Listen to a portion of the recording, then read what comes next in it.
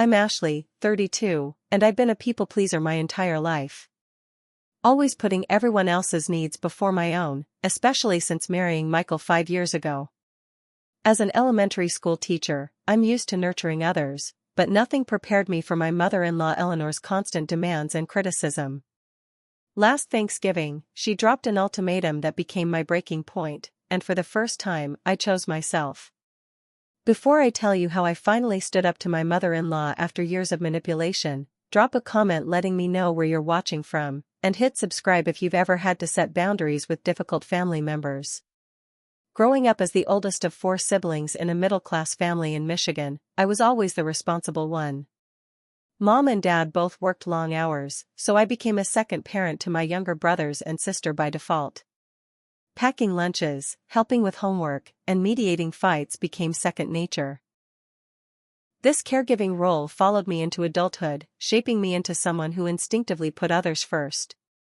I met Michael at our mutual friend Samantha's wedding.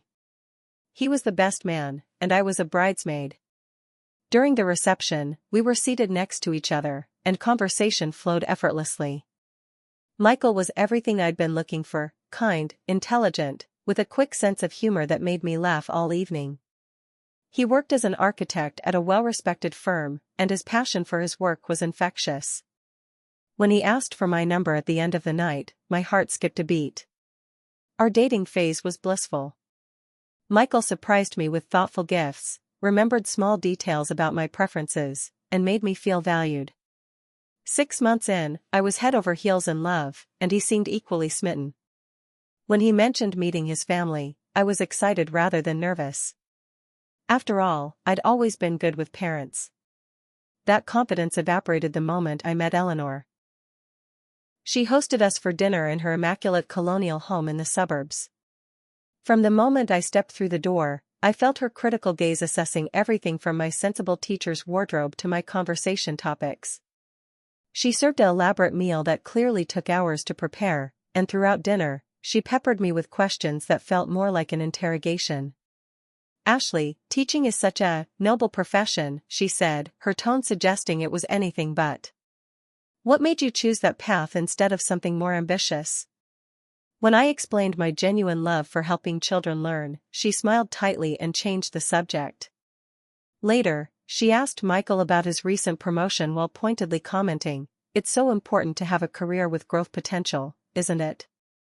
Throughout the evening, Michael squeezed my hand reassuringly but never contradicted his mother. On the drive home, when I tentatively mentioned her somewhat cold demeanor, he sighed. "Mom's just protective of me. She's always been that way.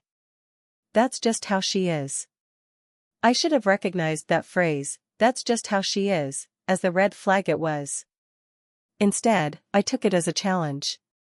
If I could just prove myself worthy, surely Eleanor would warm up to me. When Michael proposed 6 months later, I was ecstatic. We announced our engagement at another family dinner, and Eleanor's reaction was immediate. Within minutes, she had pulled out a notebook and started listing potential venues, florists, and caterers she knew personally. "I've always imagined Michael's wedding at St. Paul's Cathedral," she declared, despite the fact that neither Michael nor I regularly attended church. "The Riverside Country Club would be perfect for the reception. I'm on the board, so we can get priority booking." I exchanged glances with Michael, who shrugged apologetically but said nothing to counter her assumptions. That night began the wedding planning nightmare that would continue for the next 10 months. Eleanor changed appointment times without consulting me, criticized every choice from my dress, "A bit young for your age, dear," to our music selections, "Surely you want something more sophisticated than that band," and invited distant relatives and business associates without asking. My own mother, a gentle woman who didn't want to cause conflict, stepped back from planning to avoid tension with Eleanor. Each time I tried to reclaim some control, Michael would plead, "Can we just go with it? It makes her happy, and it's easier than fighting." So I gave in. Again and again. I told myself it was just the wedding stress, that things would improve after we were married. I convinced myself that keeping the peace was more important than standing my ground. Our wedding day arrived with picture-perfect weather but behind-the-scenes tension. Eleanor showed up in a cream-colored gown that photographed nearly white in certain lights. She rearranged the seating at the reception without telling anyone, causing confusion among the guests. During her speech, she spoke at length about finally having the daughter she deserved while making pointed remarks about how she would help guide me into being the kind of wife her son needed. Through it all, Michael remained caught in the middle, clearly uncomfortable but unwilling to confront his mother. When I cried in our hotel room that night, he held me and promised things would get better. He loved me, and that would be enough. I believed him. I had to. After a 2-week honeymoon in Hawaii, mercifully Eleanor-free, we returned to settle into our first home together. We'd purchased a charming 3-bedroom Craftsman that needed some updating but had good bones, as Michael described it. I was excited to make it our own, planning paint colors and furniture arrangements that would reflect both our styles. 3 days after we returned, Eleanor showed up unannounced with a trunk full of home decor items and paint samples. "I thought I'd help you get started on making this place presentable," she announced, walking past me into our living room. "Those curtains won't do at all, and this wall color is depressing. I brought some catalogs from my interior designer." Michael welcomed her help enthusiastically, while I stood by, my own ideas dismissed before I'd even voiced them. This became a pattern, Eleanor appearing without warning, often when Michael was home but sometimes when I was alone, always with suggestions that felt more like directives. A month later, I came home from a long day of teaching to find Eleanor in our kitchen, rearranging my carefully organized cabinets. "How did you get in?" I asked, stunned. She dangled a key. "Michael gave me one for emergencies. I thought I'd surprise you by organizing this chaos." She gestured to what had previously been my logical arrangement of cooking supplies. When I confronted Michael that evening, he seemed genuinely confused by my upset. "It's just a key, Ashley. She's family." And she was trying to help. Help became Eleanor's justification for every boundary crossed. She helped by scheduling our landscaper without consulting us. She helped by replacing the living room furniture while we were at work with pieces she found more suitable. She helped by scheduling dinner parties at our home and informing us afterward. Sunday dinners at Eleanor's became a dreaded weekly obligation.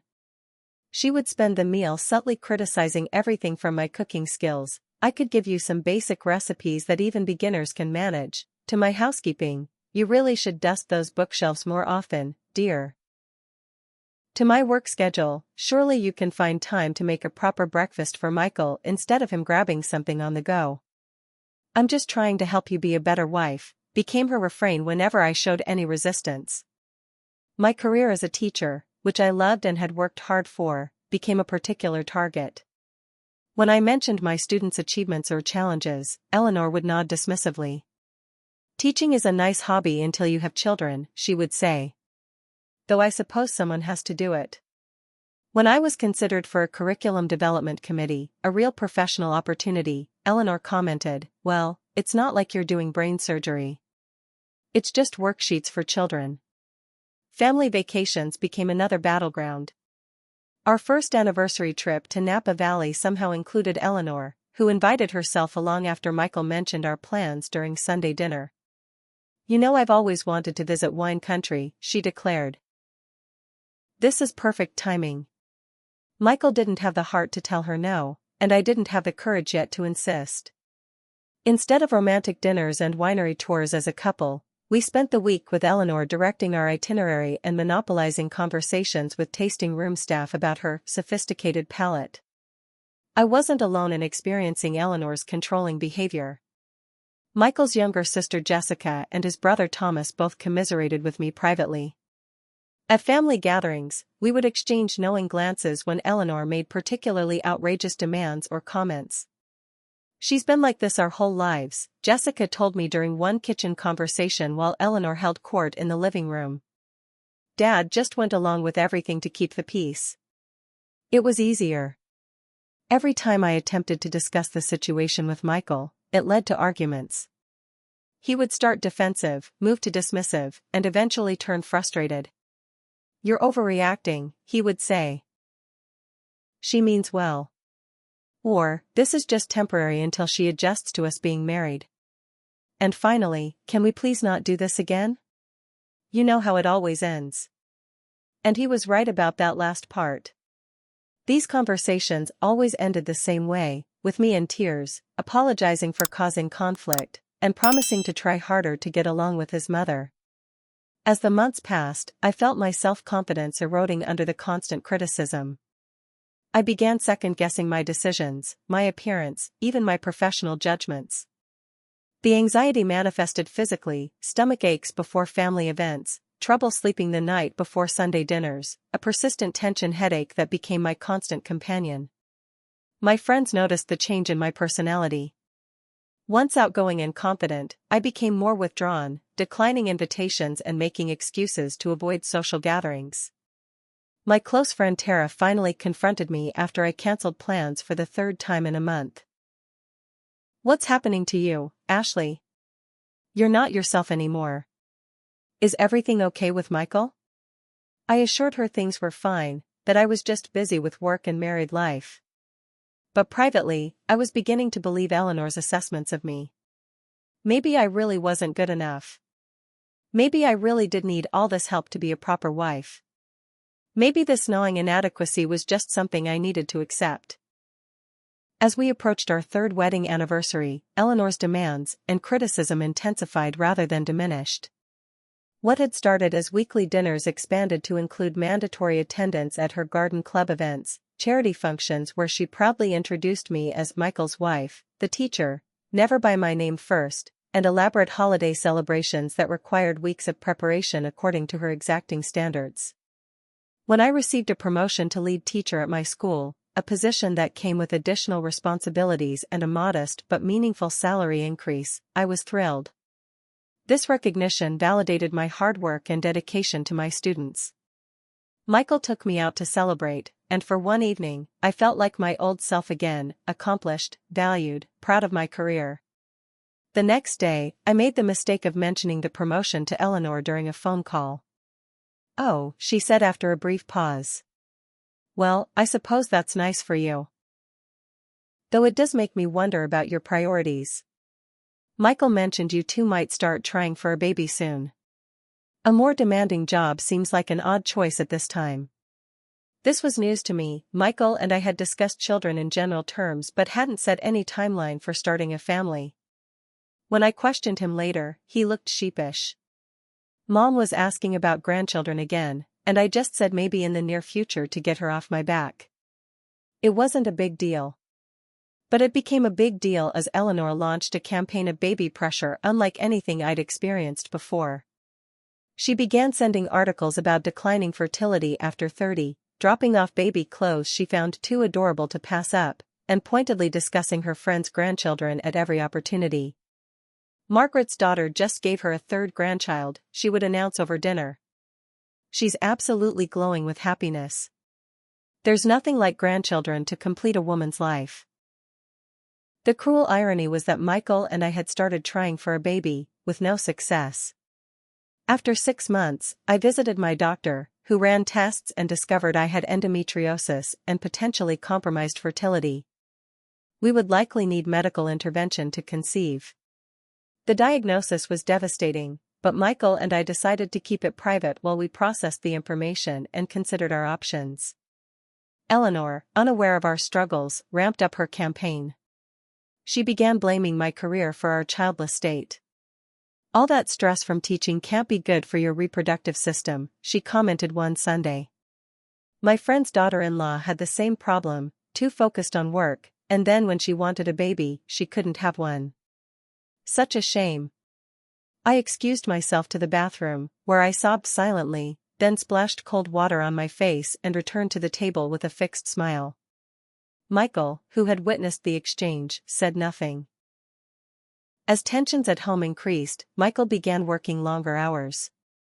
He volunteered for weekend projects and business trips, leaving me to handle Eleanor's drop-ins and phone calls alone. When he was home, he would retreat to his home office or lose himself in television, avoiding the undercurrent of stress that now permeated our relationship. I felt increasingly isolated and desperate. One particularly bad night, After Eleanor had spent an hour critiquing my garden's layout and informing me she'd scheduled a landscaper to fix it the following week, I searched online for controlling mother-in-law help and found a therapist who specialized in family dynamics. I started therapy in secret, using my preparation periods at school for virtual sessions. Dr. Kimberly Matthews became my lifeline, the one person who validated my experiences without judgment. She introduced concepts like toxic family systems, enabling behavior, and boundary setting, terms that gave shape to the amorphous distress I'd been experiencing. What you're describing is a classic triangulation, Dr. Matthews explained during one session. Your husband is caught between loyalty to his mother and loyalty to you, and his inability to set boundaries with her is damaging your marriage. But what can I do? I asked. If I push back, I'm the villain. Michael always sides with her eventually. You can only control your own actions, she replied. Setting healthy boundaries isn't about controlling Eleanor, it's about deciding what you will and won't accept in your life. Armed with this new perspective, I decided to test a small boundary.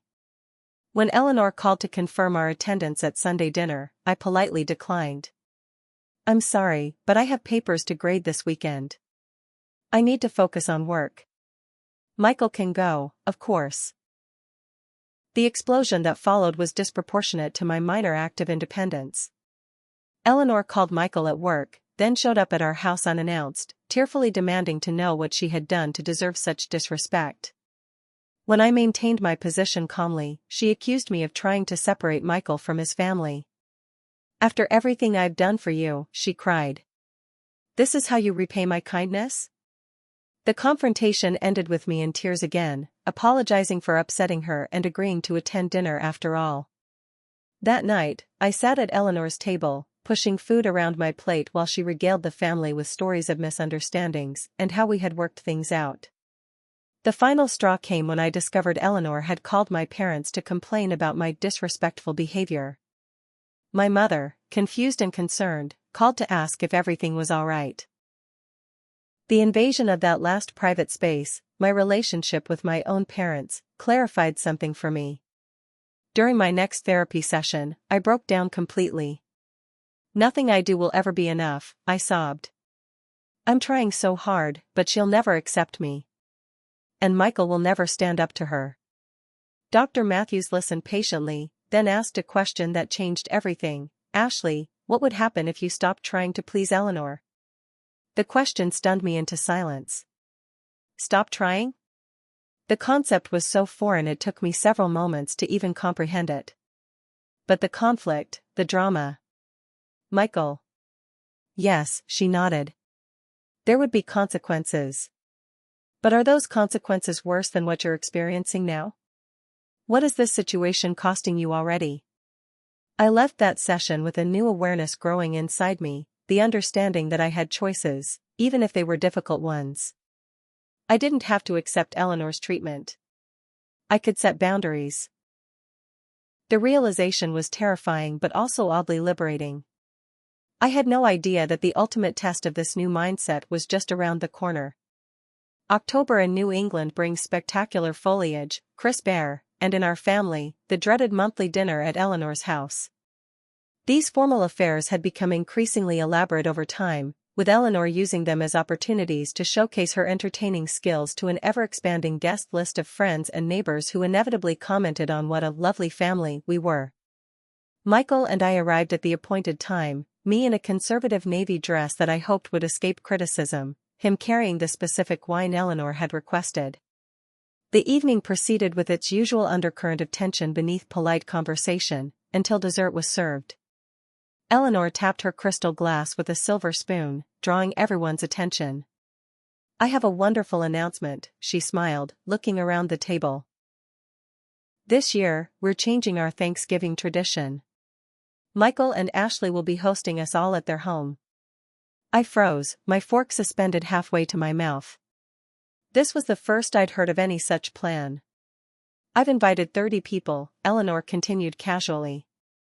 The family needs to see your home, and it's about time Ashley took on hosting responsibilities like a proper daughter-in-law. All eyes turned to me, expectant, waiting for my delighted response to this honor.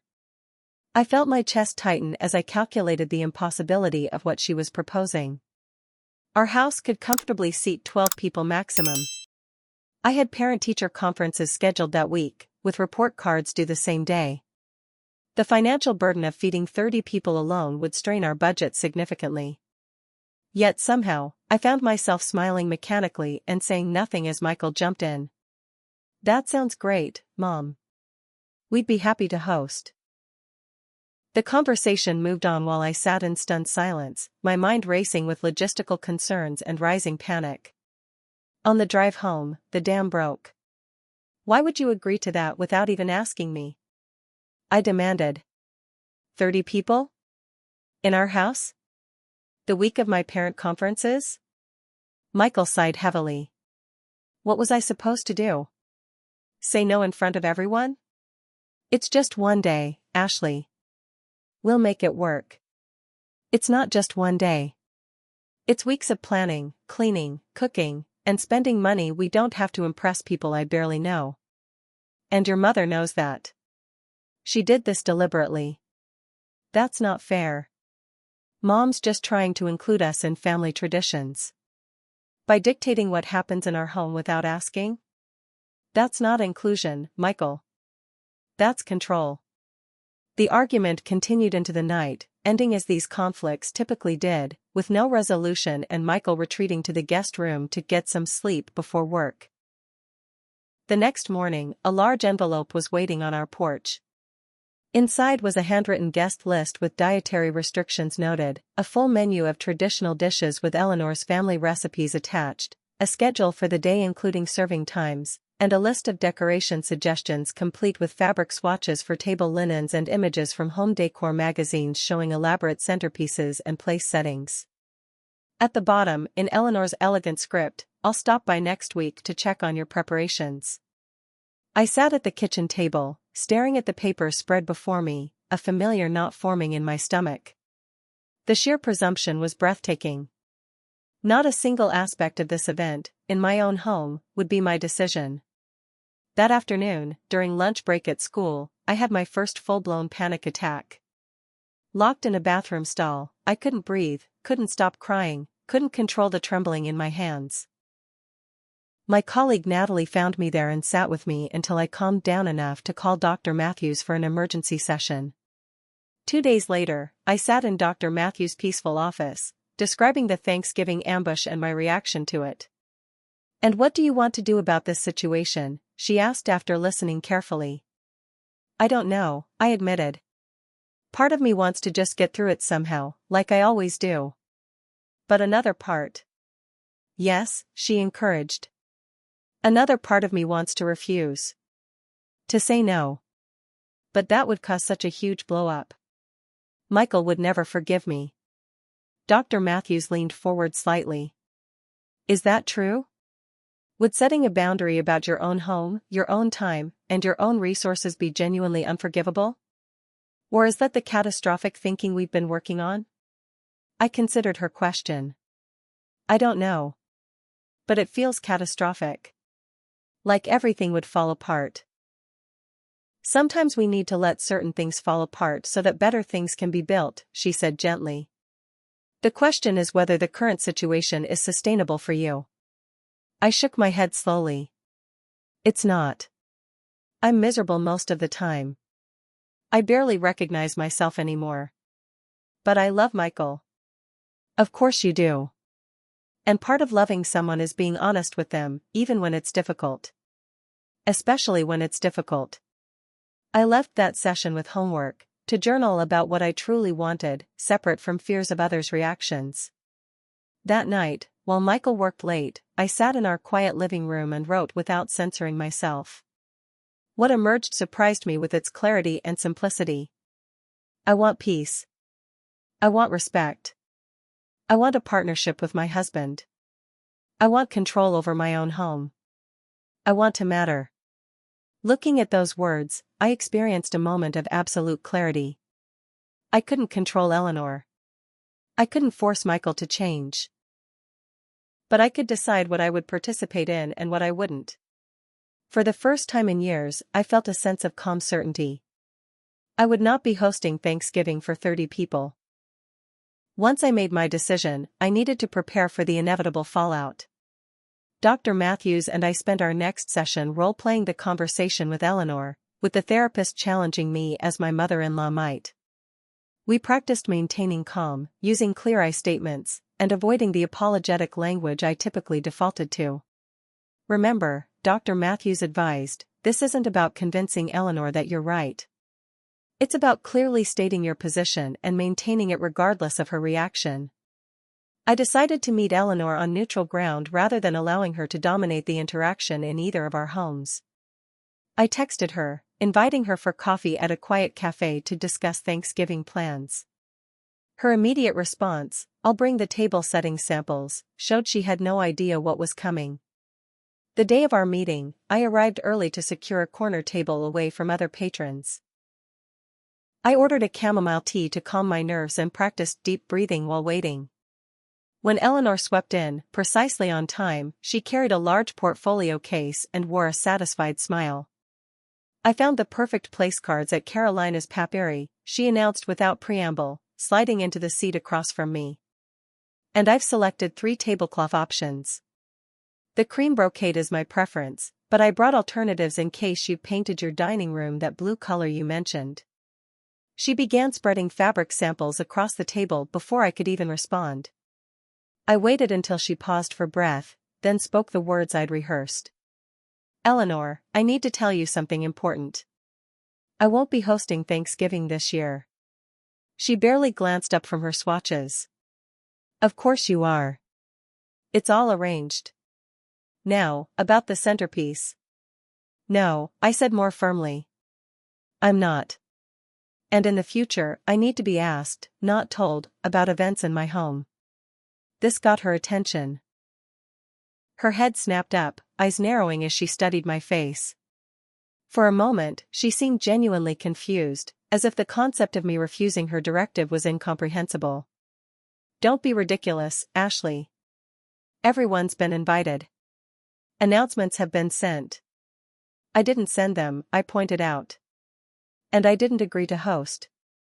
Eleanor's expression shifted through several emotions: confusion, disbelief, irritation, and finally settling on a cold anger I recognized from previous confrontations.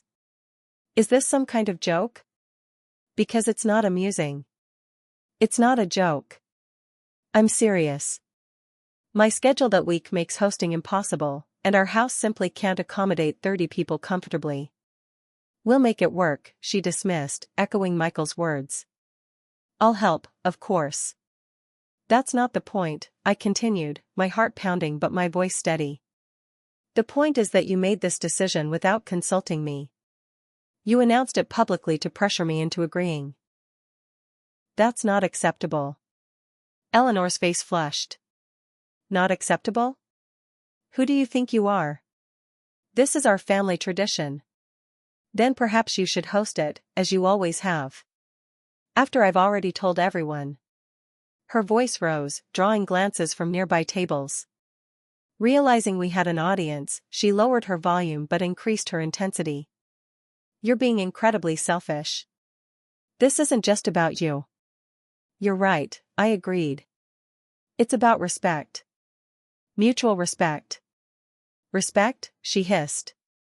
"You're trying to tear this family apart, and you talk about respect?" The accusation was so dramatic, so divorced from reality, that I almost laughed.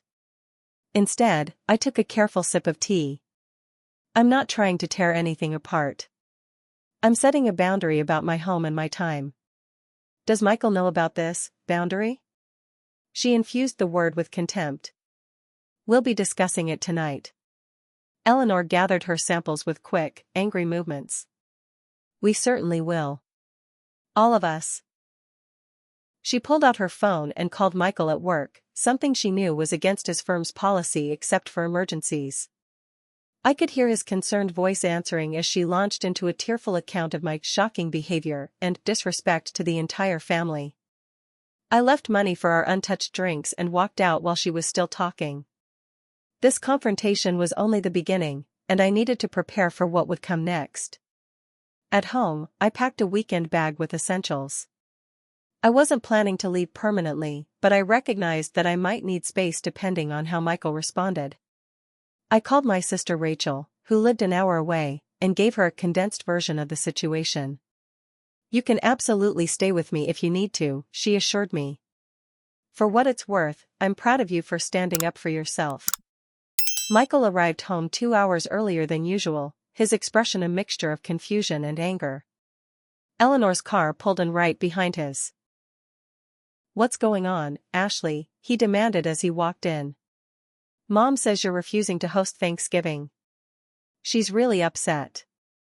Before I could answer, Eleanor followed him inside without knocking. "Tell him what you told me," she challenged, arms crossed.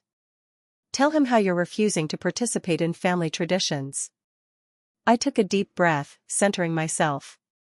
What I said was that I won't be hosting 30 people for Thanksgiving. I wasn't consulted about this plan, it was announced as a fait accompli, and it's not feasible with my work schedule that week. "It's one day," Michael exclaimed. "It's not one day. It's weeks of preparation, significant expense, and hosting people in a space that's too small for that many guests. All for an event I didn't agree to." "Since when do you need to agree to family obligations?" Eleanor interjected. I turned to face her directly. "When they involve my home, my time, and my resources?" "Always." Michael ran a hand through his hair in frustration. "Why are you making such a big deal about this? Just go along with it. Mom will help." "That's the problem," I said quietly. "I'm always just going along with it. And it's destroying me, Michael. It's destroying us." Eleanor scoffed. "Don't be so dramatic. This is about Thanksgiving dinner, not your marriage." "Actually, it's about both," I replied, keeping my voice steady. "It's about patterns we've established that aren't working. It's about respect and boundaries." "Boundaries?" Eleanor repeated incredulously. "What is this psychobabble? Have you been reading those self-help books? Or is this coming from that Rachel?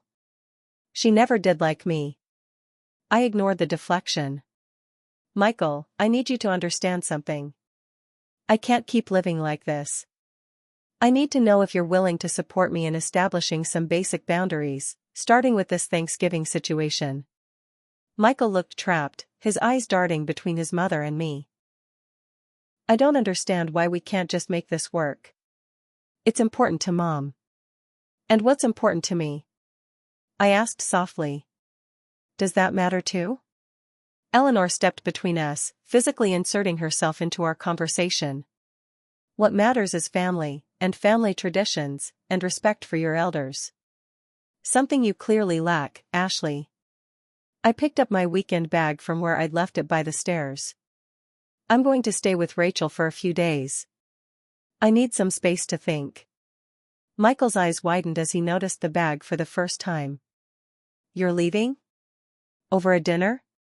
"No, Michael. Not over a dinner. Over 3 years of having my feelings ignored, my boundaries trampled, and my marriage undermined. Over watching you choose your mother's comfort over mine time and again." Eleanor gasped theatrically. "How dare you?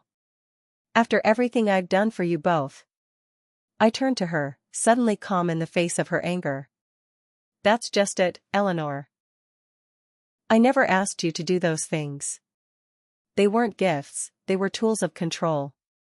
I walked to the door, pausing with my hand on the knob. "Michael, I love you. But I can't keep sacrificing myself to keep the peace. When you're ready to talk about what kind of marriage we really want to have, call me." As I pulled out of the driveway, I could see them still arguing on the porch. For the first time in years, I wasn't part of that argument. Whatever happened next would be difficult, but as I drove toward Rachel's house, I felt something unexpected: relief. Rachel's guest room became my sanctuary for the next 3 days. My sister, 5 years younger but often wiser than me, created a space where I could decompress and process everything that had happened. She listened without judgment, offered support without pressure, and reminded me of the strong, independent person I'd been before my marriage. I remember when you wouldn't take crap from anyone, she said one evening as we shared a bottle of wine on her patio. You were my fierce big sister who taught me to stand up for myself. Somewhere along the way, you forgot to take your own advice. My phone filled with supportive messages from friends who'd noticed my withdrawal over the years and were relieved to hear I was setting boundaries. Even Michael's sister Jessica texted, "Whatever's happening between you and Michael, know that some of us have seen how Mom treats you. You're not crazy." Michael's initial reaction was anger. His first texts demanded to know when I was coming home, followed by accusations that I was overreacting and hurting his mother unnecessarily. I responded with brief, calm messages, reiterating that I needed space to think and that we could talk when he was ready to discuss our relationship without centering Eleanor's feelings. On the third day, something shifted. His morning text simply said, "I miss you. I'm confused about everything, but I know I don't want to lose you. Can we talk?" That same day, Michael's brother Thomas called him after Eleanor had spent hours complaining about me to anyone who would listen. "Mom's version of events seems pretty one-sided," Thomas told him. "Remember how she acted when I married Diane? The constant criticism, the helpful suggestions, taking over our housewarming party? Diane and I almost divorced over it until I put my foot down. Maybe listen to what Ashley's actually saying before you choose sides." That evening, Michael drove to Rachel's. We sat in her garden, the autumn air crisp around us, and had our first truly honest conversation in years. "I didn't realize how bad it had gotten," he admitted. "Or maybe I didn't want to see it. It was easier to ask you to adapt than to confront Mom." "I understand that," I said. "But it's been killing me, Michael. I've been in therapy for months trying to figure out how to make this work." His eyes widened. "Therapy? You never told me. I was afraid you'd see it as an attack on your mother. Or that you'd think I was the problem." He reached for my hand. "I'm sorry, Ash. I've been a coward. Thomas helped me see some patterns I've been ignoring my whole life. Mom's always been controlling, and Dad always gave in to keep the peace. I've been repeating that pattern without even realizing it." I squeezed his hand. "What do we do now?" "I don't know exactly," he said honestly. "But I want us to figure it out together. Would you consider couples therapy? So I can understand better what you've been going through." It wasn't an immediate solution, but it was the first step toward one. I agreed to come home on the condition that we would seek professional help and that I wouldn't have to host Thanksgiving. Michael readily agreed to both. Our first therapy session with Dr. Matthews was difficult but revelatory. Michael struggled to articulate his position between loyalty to his mother and commitment to our marriage.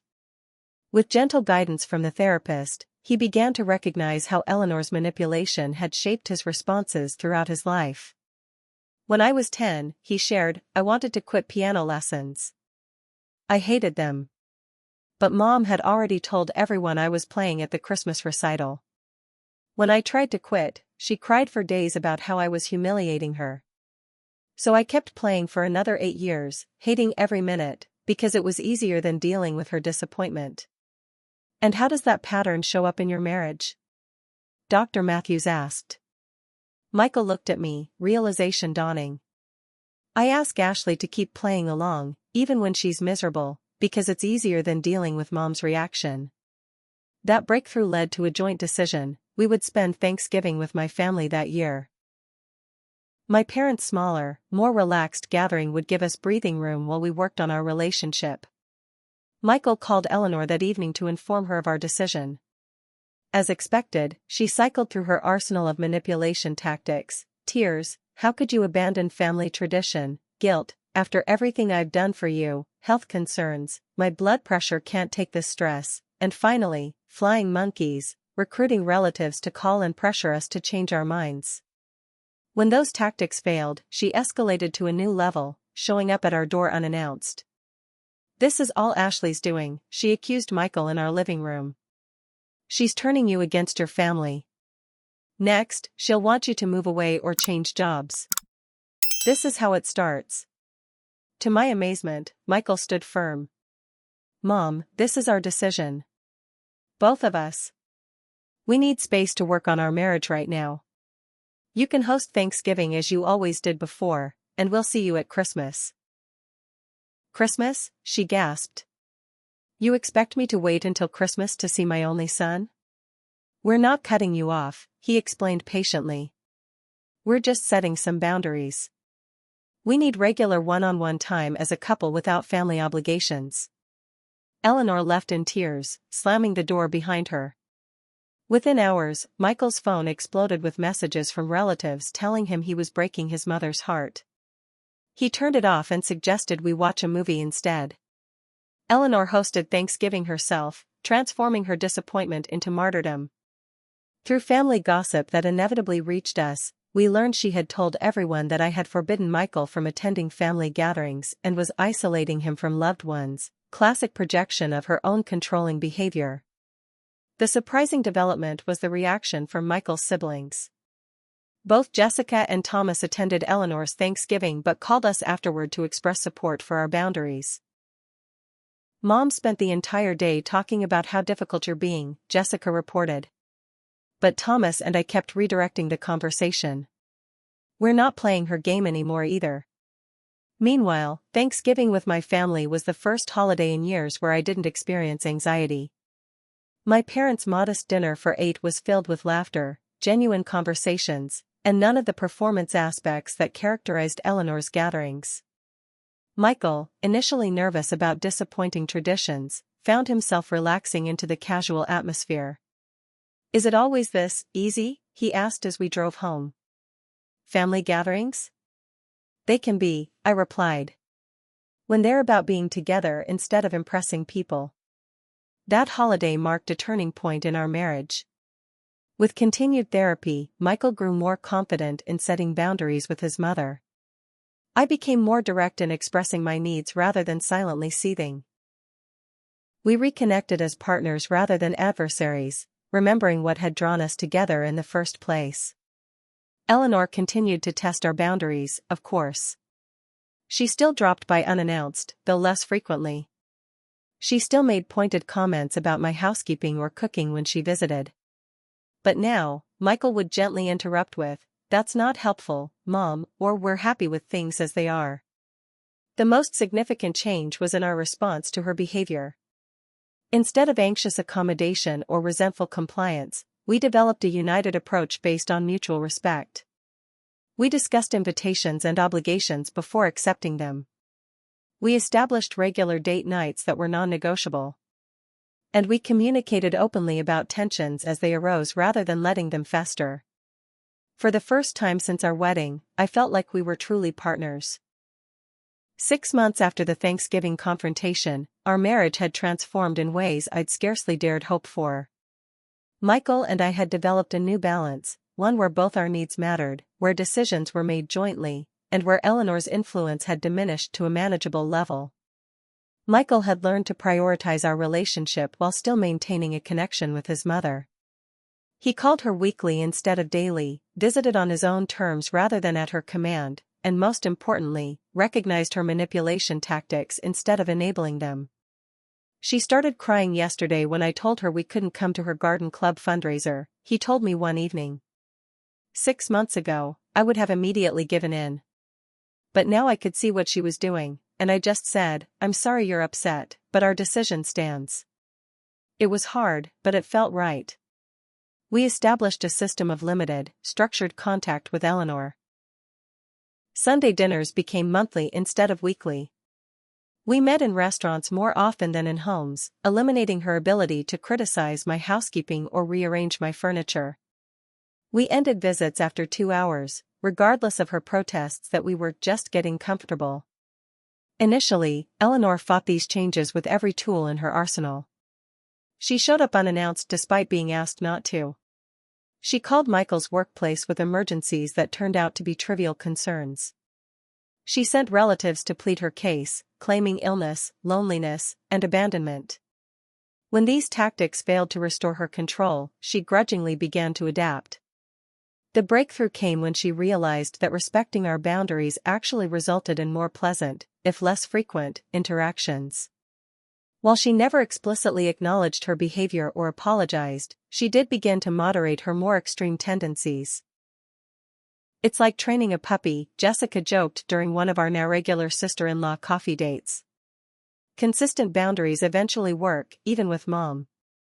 As the external pressure from Eleanor decreased, I found myself regaining the confidence that had been eroded over years of criticism. I flourished at work, developing an innovative reading program that earned recognition from the district superintendent. I reconnected with friends I'd neglected, rebuilt my support network, and remembered who I was outside of my roles as wife and daughter-in-law. Michael and I also revisited the question of starting a family.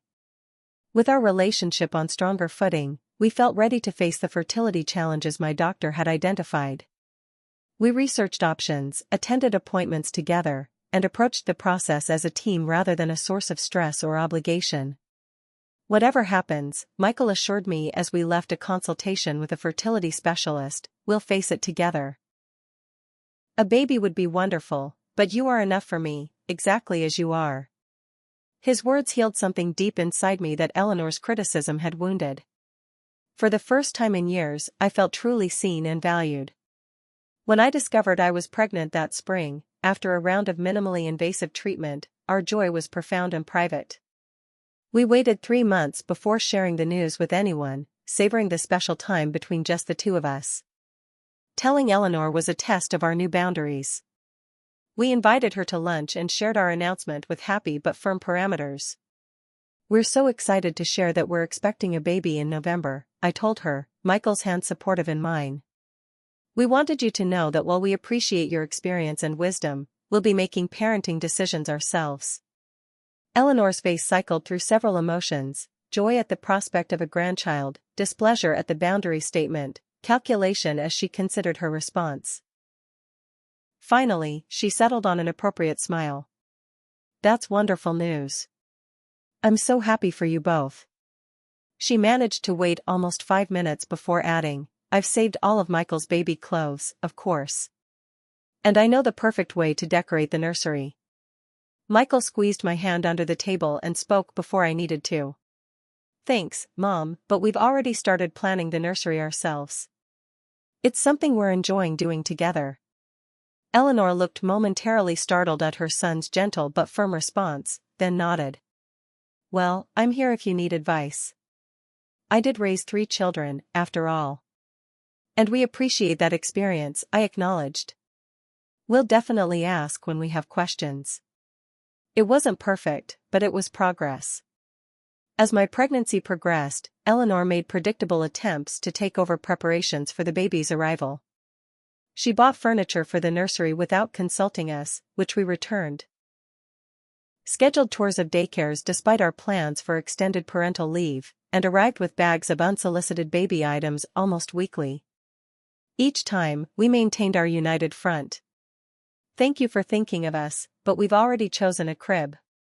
We appreciate your concern, but we've researched childcare options thoroughly." "That's very generous, but we don't need a baby food maker right now." The birth of our daughter Lily in November brought joy but also new boundary challenges. Eleanor arrived at the hospital despite our clear request for privacy during the first day, bringing a photographer friend to capture these precious moments.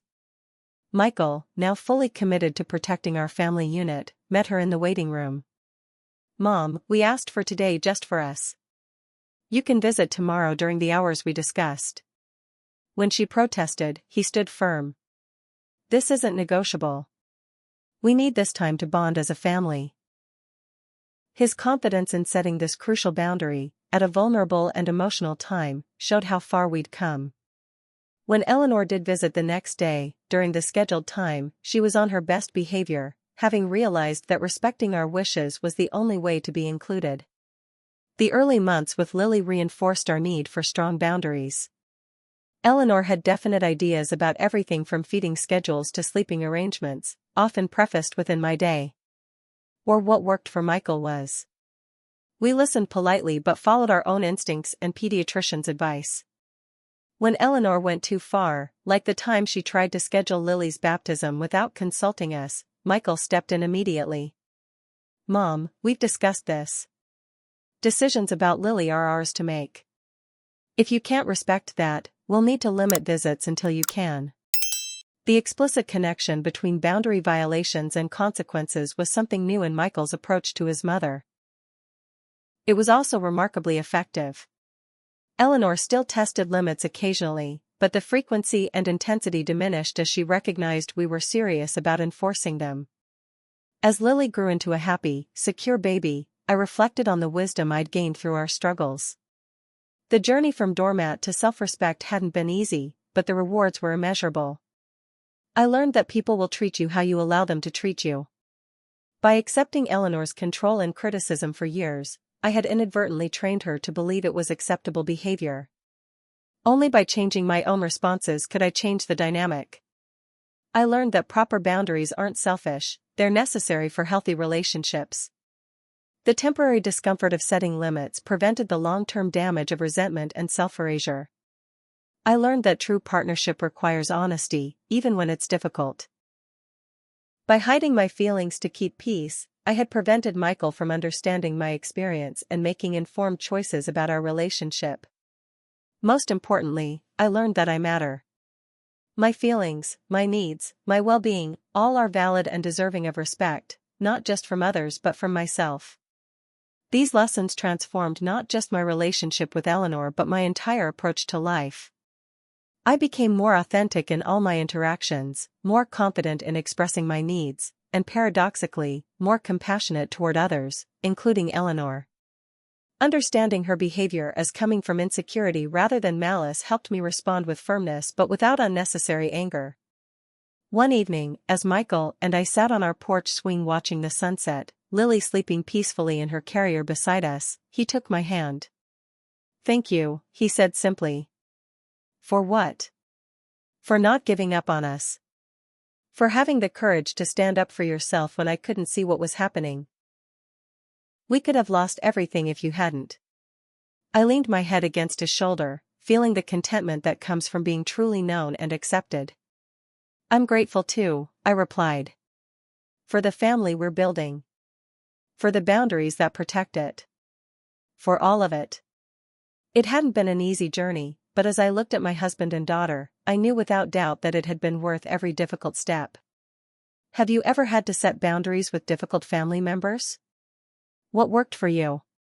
Share your experiences in the comments below, and don't forget to like and subscribe for more stories about navigating complicated relationships.